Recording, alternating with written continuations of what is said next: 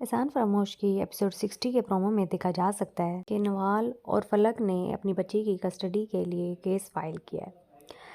فلک نے اس بیس پر کہ نوال نے اس کی بچی چھینی ہے، اور نوال نے اس بیس پر کہ پہلے وہ اپنی بچی کو پھینک کر چلی گئی تھی، اب اس کو وہ واپس چاہیے۔ اگر تو وہ کورٹ میں انکیپیبل مدر ثابت ہو گئی تو پھر تو اس کے خلاف ہی فیصلہ آئے گا۔ اب دیکھتے ہیں کیا ہوتا ہے۔ جہاں تک رہی حمزہ کی بات، وہ چاہے نوال کو نیچا دکھانے کے لیے یہ سب کر رہا ہے، لیکن ایسا لگتا ہے اس کو کوئی اور کام ہے ہی نہیں، اور اس کا بزنس بھی پتہ نہیں کون لوگ چلا رہے ہیں، جس کے لیے وہ سب چھوڑ چھاڑ کے کسی اور کی بچی پہ انویسٹ کر رہا ہے اور اس کے لیے کیس فائل کرتا پھر رہا ہے۔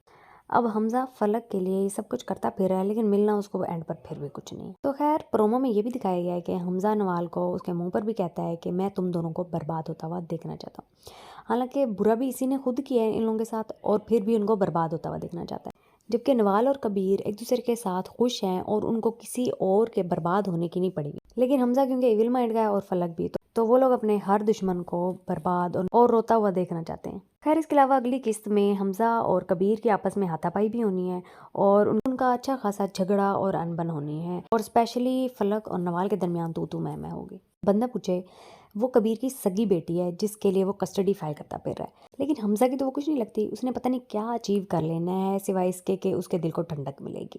اس نے ضرور کسی اور کی بیٹی کو اپنے گھر میں لے کر آنا ہے۔ اگلی قسط میں تو یہاں تک بھی ہونا ہے کہ کبیر کی بیٹی اغوا ہو جائے گی جب نوال اس کو باہر لے کر پھر رہی ہوگی۔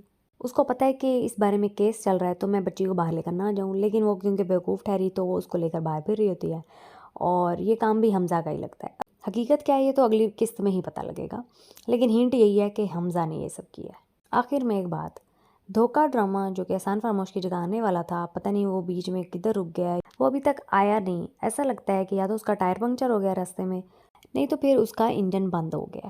یہ وجہ ہے کہ ڈرامہ ابھی تک ڈریگ ہوئی جا رہا ہے، آگے بچی تک کڈنیپ ہو جانی ہے، کیسز فائل ہو رہے ہیں، تو یکدم یہ ڈرامہ پلٹا کھا کے تو ختم ہو جائے گا اور اس کی جگہ نیا ڈرامہ آ جائے گا۔